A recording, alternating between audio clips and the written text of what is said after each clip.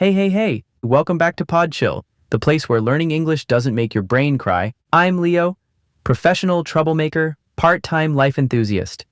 And I'm Gwen, here to make sure this podcast still has some educational value. All right, serious question. How long have you been learning English? 3 years? 5? 10? But when a native speaker talks at full speed, you're just there like, yes, very good. Trust me, you're not alone. Millions of learners spend thousands of hours studying English. And when real-life conversations happen, boom, brain freeze. And maybe, just maybe, it's because they're using the wrong methods. Today, we're diving into the most common mistakes people make when learning English and how to fix them.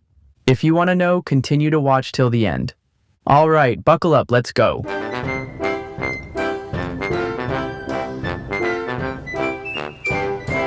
All right, mistake number 1, memorizing vocabulary in isolation.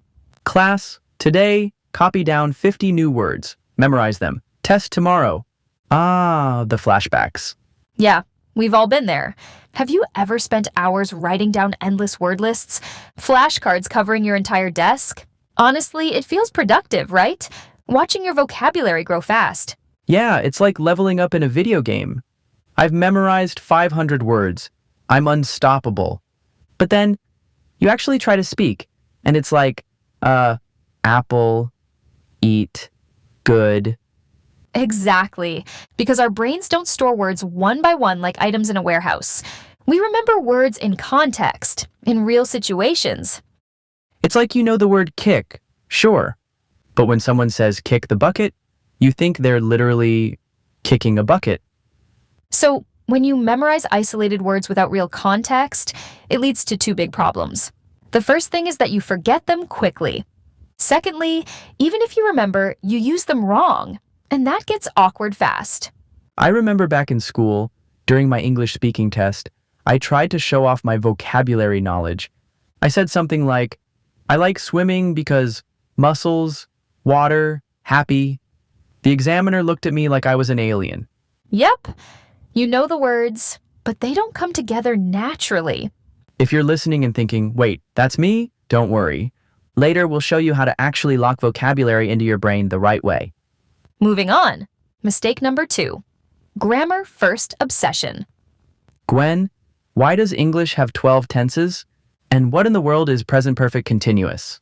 Yep, sounds familiar. A lot of traditional teaching focuses heavily on grammar. Rules, exceptions, technicalities.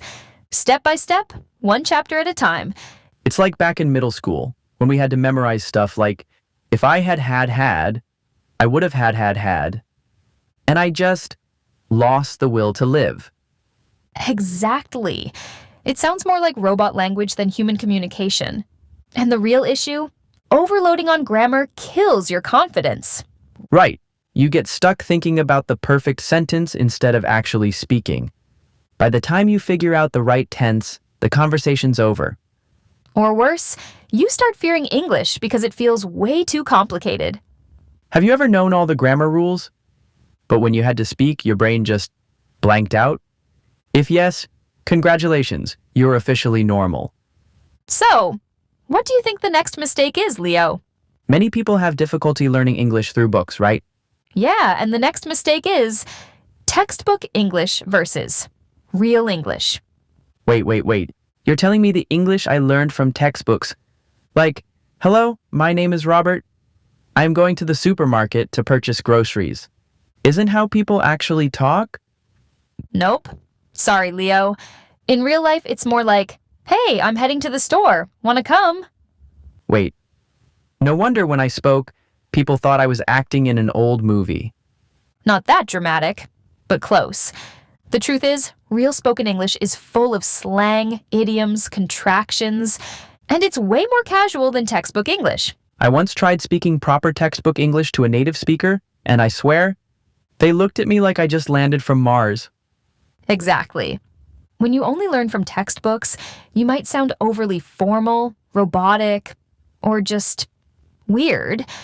And worst of all, you might not even understand when people talk naturally. Because real conversations are messy, fast, full of shortcuts. So later, we'll show you how to actually get used to real English, not the fantasy version. And last mistake for this section, app addiction. Guilty. Who else here has grinded English apps like crazy? Level 100 on Duolingo? Felt like a champion. But when I traveled to Singapore, I looked at the restaurant menu like it was written in ancient code. What an unforgettable experience, huh? It was so embarrassing that I can't forget it. Actually, there's even research about this. A study from Language Learning and Technology Journal found that while apps boost vocabulary, they often fail to improve real-world speaking skills unless combined with live interaction. Exactly. Apps are great for quick practice. But if you rely only on apps, you miss real conversations. You repeat the same patterns over and over, and your skills grow unevenly. It's like being amazing at Guitar Hero. But when someone hands you a real guitar, you're just holding it upside down like, help? Right. In fact, another report by Education First showed that students who used only apps scored significantly lower in real speaking skills, compared to those who practiced speaking with real people. So yeah, apps are awesome sidekicks, but they're not superheroes. Treat them like your assistant, not your whole team. All right, now that we've roasted the common mistakes, it's time for the good stuff. How do you actually learn English effectively? Yes, let's cook. You know, vocabulary feels like this giant mountain at first. So many words, right? But what nobody tells you is the way you collect those words matters a lot more than how many you cram into your brain. Totally. If you just memorize random words from a list, it's like trying to fill your backpack with water. It leaks immediately. Exactly. That's why we strongly recommend learning vocabulary through collocations, common word combinations, and through full contexts like sentences or even little paragraphs. I remember reading this 2019 Cambridge study. They actually found that students who learned vocabulary through phrases remembered 42% more after a month than those who just memorized single words. That's huge, right? And honestly, it makes sense. Think about the word make. Alone, it's so abstract. But if you learn it with phrases like make a decision, make a mistake, make friends, now you get how it naturally lives and breathes in real conversations. And you'll start sounding way more natural, too. No more robot English like I made mistake yesterday. You'll actually feel how native speakers move through sentences. One little trick that really helped me back when I was studying, every new word I learned, I would immediately find at least 2 real sentences using it. Oh yes. Sometimes I'd even make up a little story.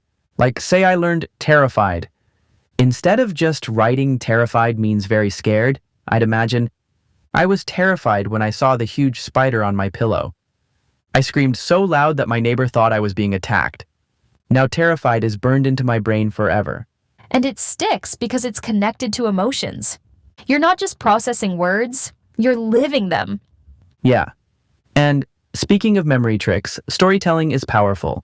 If you can weave 5 new words into one crazy story, I promise you'll remember them 10 times longer.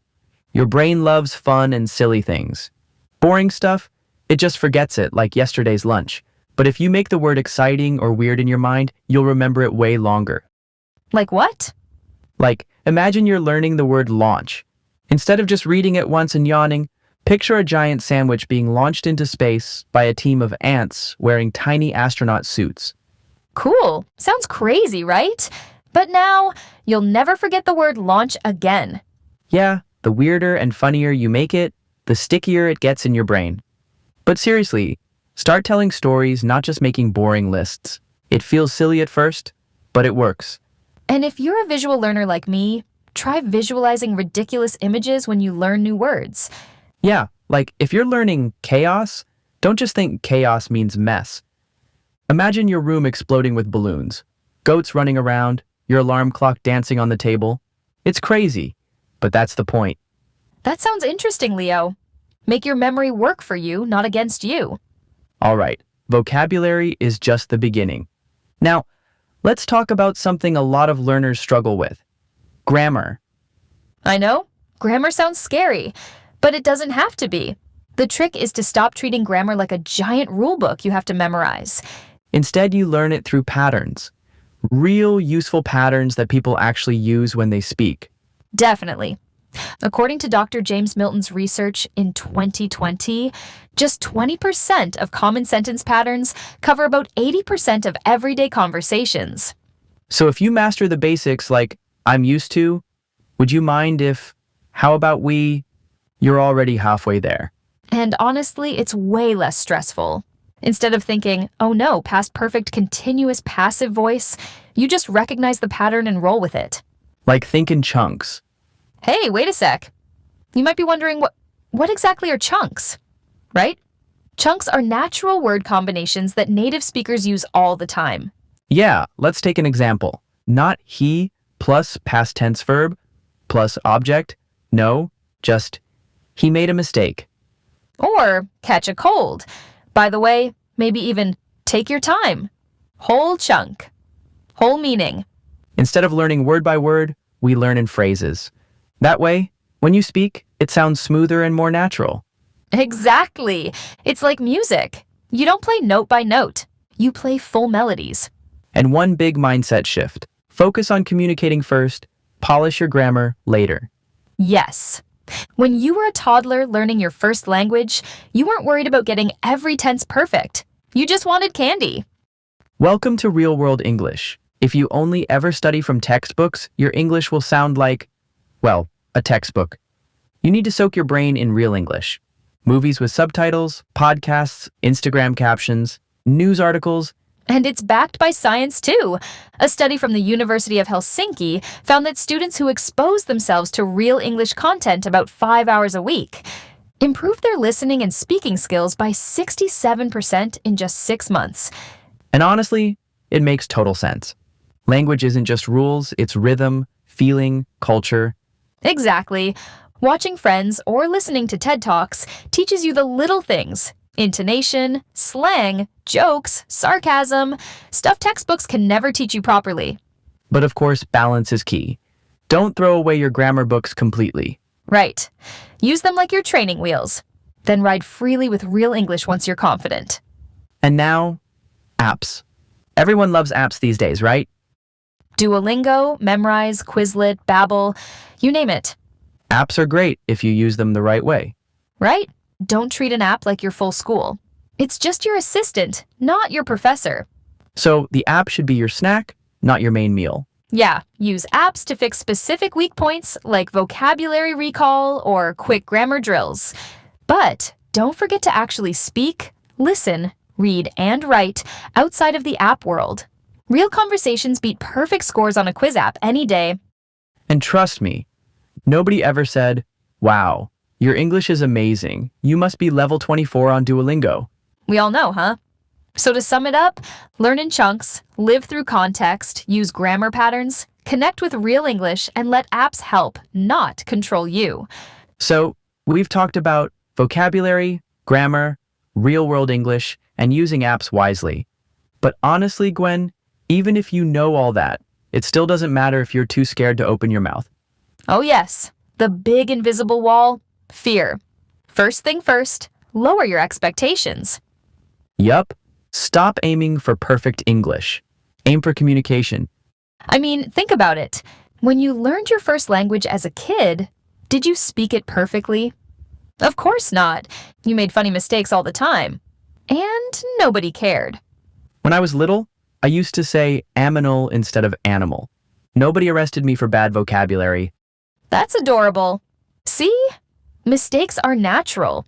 And actually, if you're not making mistakes, it probably means you're not pushing yourself enough. So, one really practical tip. Start speaking early even when you feel you're not ready. Even if it's just talking to yourself in your room. Nobody was born fluent. Everyone started to get scared. We believe in you. Okay, Gwen, before we send our listeners off to practice like champions, let's break down a few useful words from today's episode. Yep. These words come up a lot when we talk about learning English, so let's make sure they stick. First word, chunk. A chunk is a group of words that naturally go together. Take your time is a common chunk in English. Don't try to learn it word by word. Next is collocation. It's a type of chunk, two or more words that often appear together. Example. We say make a mistake, not do a mistake. That's a collocation. Third word, context. It means the situation or sentence where a word is used. Example. You remember words better when you learn them in context, like in a short story or a real conversation. Fourth word, fluent.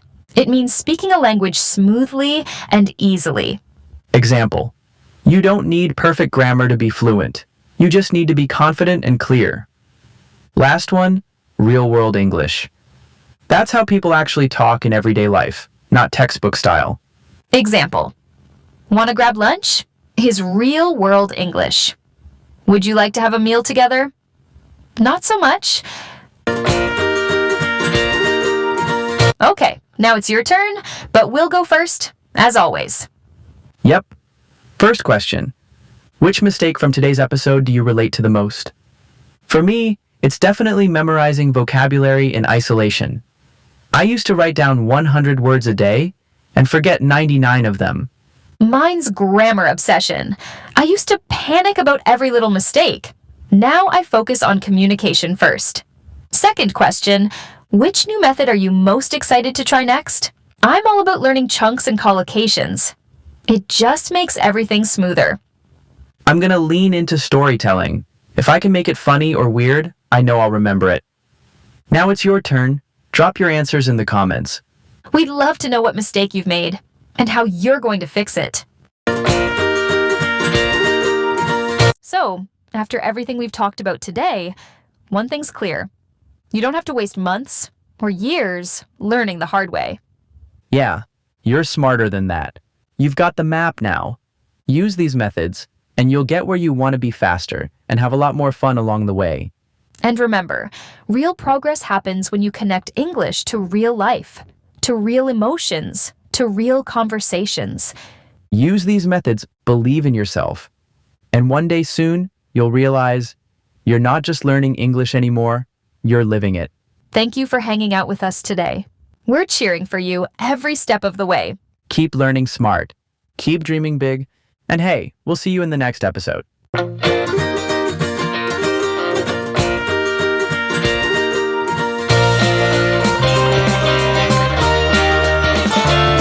Hey everyone, welcome back to Podcast and Chill. I'm Leo, your favorite host. And as always, I'm here with the one and only brilliant Gwen. How's it going, Gwen? I'm good, Leo. Thank you for asking. Though, you always introduce me like I'm your life coach or something. Aren't you? You literally keep me from spiraling every week. Fair enough. So, what are we talking about today? I hope this isn't another one of your let's get rich by doing nothing theories. Excuse you, those schemes were flawless. But have you ever heard of the 1% mindset?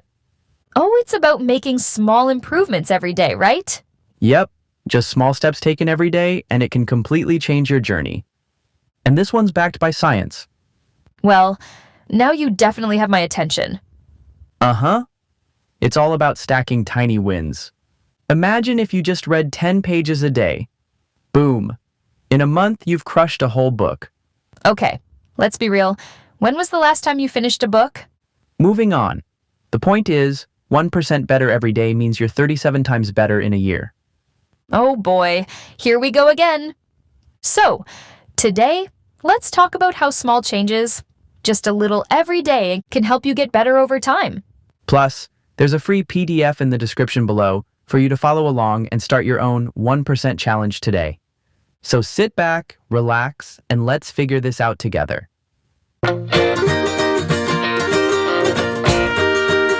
Okay, first, what does 1% mindset really mean? Like, how can just 1% make a difference? Do I only need to put in 1% effort in life to get rich? Because if that's true, I've been overworking for years. Well, actually, the 1% mindset doesn't mean doing less. It's about improving just a little every single day. And yes, there's research behind it. A study published in the British Journal of Health Psychology showed that tiny, consistent changes in behavior lead to lasting habits. So, instead of dreaming about big success, you focus on tiny steps? You got it right. What separates successful people from dreamers isn't luck, talent, or money. It's about how they think and how they use their time. Oh, so the 1% mindset is for people who treat time like a limited edition iPhone? It's valuable, rare, and not to be wasted? Yep, we all have the same 24 hours, but the 1% people use that time on purpose. They don't just stay busy, they focus on what truly matters. I see. Say no to time-wasting stuff. Binge watching 27 cat videos in a row is a no-go? Yeah, they choose discipline over distraction. Success comes from small, daily choices that are done with intention. But hey, if cat videos are your passion, maybe you're the 1% of cat video analysts. Okay, so this isn't about being perfect. More like being consistent. Even just 1% better each day? That's the core idea. And the best part? This mindset isn't just for CEOs or geniuses. It's for anyone, yes, anyone who's ready to commit, show up daily, and stay focused on the goal. But what if one day I wake up and just don't feel like doing anything? No motivation, no coffee, no nothing. Am I kicked out of the 1% club? Nope, that's actually the perfect moment to prove you're really in it. If you can still take action when your brain says, nuh-uh, no, that's true 1% behavior. Most people give up at that point, and that's the real gap between the 1% and the 99%. Want to know the key difference between the 1% and 99%? The 1% don't rely on motivation. They rely on discipline. Wait. You mean they keep working even when they don't feel like it? Exactly. While most people wait for motivation to kick in, they keep going, even on the boring, difficult, no-energy days. They don't let emotions control them. You're saying they don't skip the gym just because it's raining? Or because Netflix is calling? Yes, Leo. They know that real results come from showing up. They do the repetitive stuff, the not-so-fun tasks, because they know that's where success is built on. Huh? And the 99%? They depend on temporary motivation. They get excited, start strong, then quit when it gets boring or tough. Okay, ouch. You know, buying new books, downloading 3 fitness apps, or finally drinking water, only to give up by week 2. Double ouch. In short, the 1% show up, rain or shine, motivated or meh. And I bet their why isn't for likes or trophies, huh? Bingo, they don't need an audience. They work even when no one's watching. No applause, no good job comments. Honestly, that's kind of hardcore. I mean, I need at least one person to notice when I do exercises. But that's the point. The 1% are driven by purpose, not praise. Understand that true growth happens in silence. It's not flashy, it's not public, but it's powerful. I guess the 99%, they kind of need that recognition to keep going then. Because their goals are built for Instagram. The 1% build for impact. Oof, that line hit hard. Not built for Instagram, built for impact. You know, Gwen, this makes me realize something. What's that? I think I've been way too focused on the end result. When will I see results? Or how fast can I master this? But I totally ignore the small, boring stuff, like putting in the daily work. And that's the next lesson. The 1% focus on the process, not just the prize. So they don't chase instant results?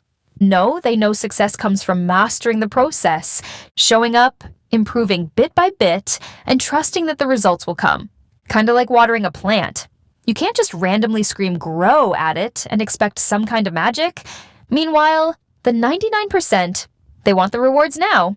Lose weight with no effort, kind of stuff like that. All those quick fix ads, am I right? Yeah, but the truth is wanting results without the work, that's a losing game. The 1% love the grind. Ah, slow and steady wins the race, huh? Basically, when I go to the gym, just trust the process, enjoy the ride, and stop checking the mirror every 5 seconds to see if I've transformed. That's right, Leo. You're getting it. Isn't it kind of slow? I low-key want the Rocky montage. Music, sweat, glory. Big dramatic change, like in the movies. Calm down, Rocky. You'll get your big moment. Take it easy. All that deep talk about the 1% mindset got me thinking about bamboo. Bamboo? You mean the plant? Are you about to tell me to hug a tree next? No, but if you hug a bamboo, at least it'll grow faster than your attention span. All right, Grumpy. The plant? Okay, the plant. Stay with me. I'm going somewhere with this. Sure. The bamboo tree, it barely grows at all for the first 4 years, right? Yeah, so? It looks like nothing's happening.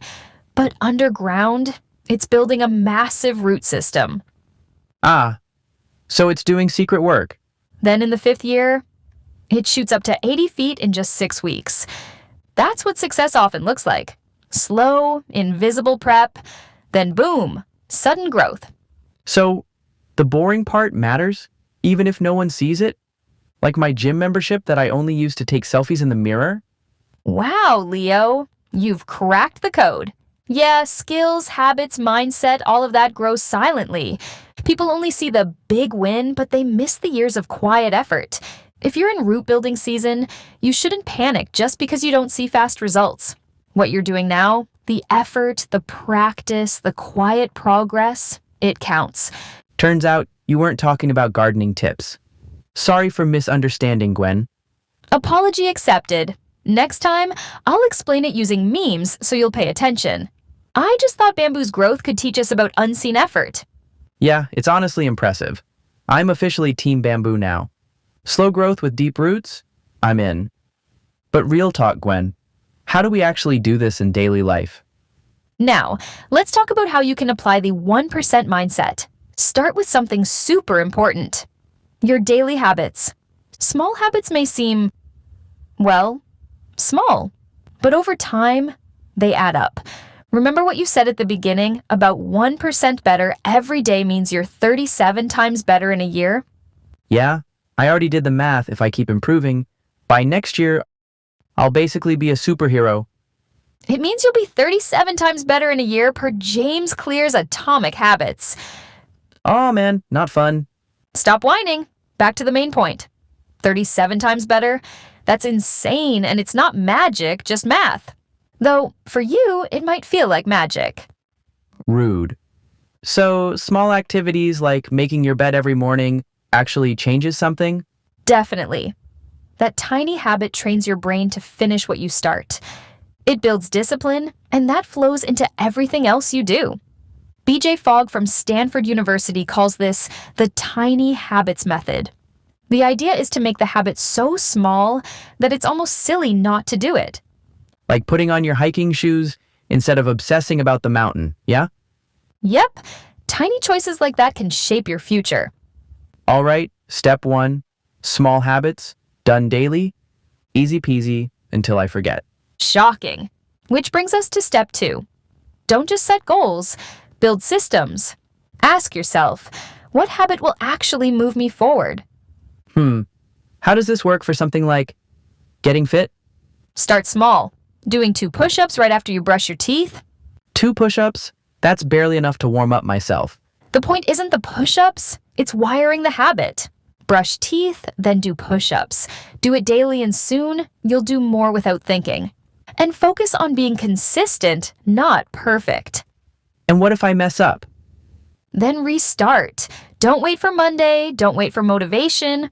1 step back doesn't cancel out 100 steps forward. The danger is thinking failure means you're done. Failing is part of the process. Just start again. And to keep track, you could use a journal or an app.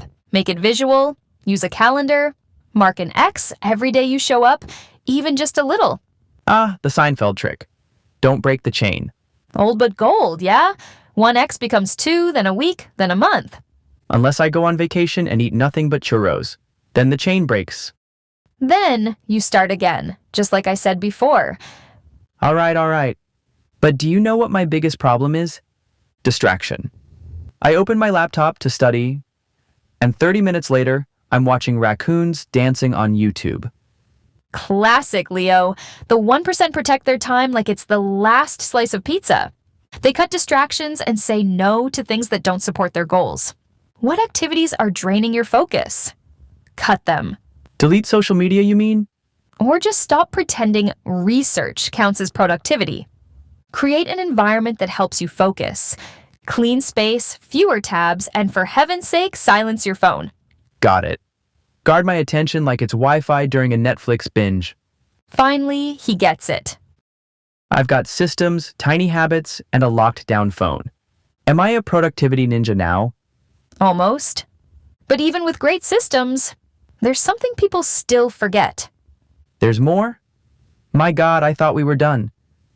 Is this the part where you tell me to meditate on a mountain? Nope, no chanting required.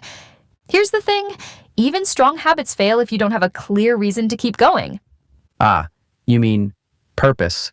The big, scary why that makes everything meaningful. Uh-huh.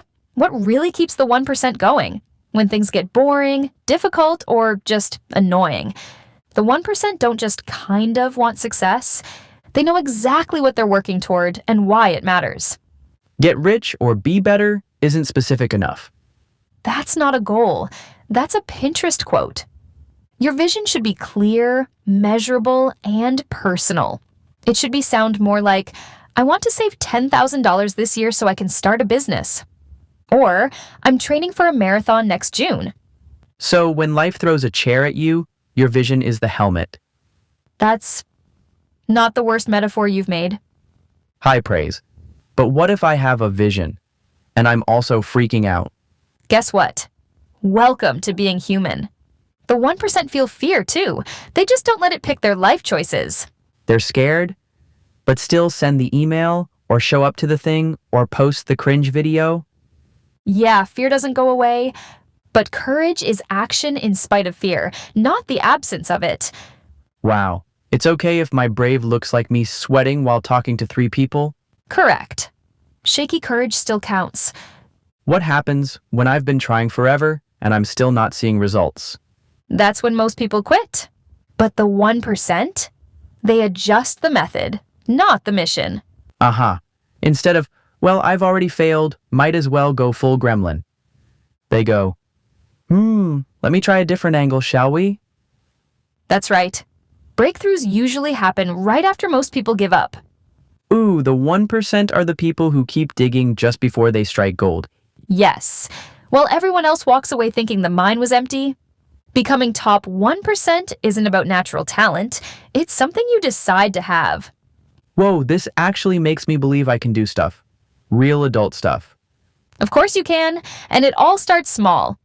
Man, past me, really had it backwards. We all do it first. Success isn't a dramatic Hollywood moment. It's the quiet result of choosing discipline, consistency, and action over and over. All right, I'm not gonna lie. I was kind of hoping you'd tell me to just get a magical morning routine and suddenly become a millionaire. Sorry, no magic, only systems, patience, and the boring art of showing up. Fine, fine, fine. I will try my best to be patient while building my 1% empire. That's the spirit. Slow is smooth, smooth is fast. Ugh, you sound like Yoda when you say that. If Yoda had a podcast, it would be this one. Oh, right. Hey, listeners, Gwen and I want to know, has anyone tried stacking tiny wins like bamboo grows? Or what's the one tiny habit you'd start with? Drop a comment below. We read everything. All right, Gwen. I think it's time for our favorite part, vocabulary time. Yep. Let's break down some keywords and phrases we used in today's episode so everyone can sound 1% smarter every day. First up, the word is consistency. It means doing something regularly, even when you don't feel like it. For example, she practices English every morning with consistency. Next word, discipline. That means doing what needs to be done, even if it's hard or boring. Like, he had the discipline to save money instead of buying new shoes. Oof, that's a tough one for me. Shoes are my weakness. Third word, process. A process is a series of steps to get something done. For example, learning a language is a long process, not an overnight trick. Okay, next up, system. That's a planned way of doing things regularly. Like, she built a system to study 20 minutes after lunch every day. Last one, purpose. That means the reason why you do something. For example, he works hard with a clear purpose, to take care of his family. All right, time to test if you were listening. First question, what's the difference between discipline and motivation? I used to think they were basically the same thing. Oh no, Leo. Motivation is a feeling. It comes and goes. Discipline is doing it anyway, even when that feeling is long gone. So, motivation is, I feel like going to the gym, and discipline is, I go to the gym even though my bed is calling me like a siren? Exactly! Motivation starts the engine, but discipline drives the car every day. And tell us, what's one small habit you'll start today to become 1% better? We're excited to read what you share. Let us know your answers in the comments. All right, that's a wrap for today's episode of Podcast and Chill. If you take just one thing from this chat, let it be this. Small wins matter. 1% today is better than 0% forever. Yes, don't wait for motivation. Don't wait for perfect. Just start with anything.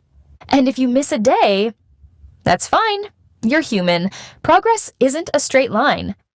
Hey, before we go, there's a free PDF waiting for you in the description. Yep, you can make a copy, write your own small goal, and start your 1% journey today. It'll help you stay on track, one tiny step at a time. And if you use it, let us know in the comments. We'd love to hear how it's going. That's it for now from Podcast and Chill. Thanks for joining us today. Take care, friends. See you next time.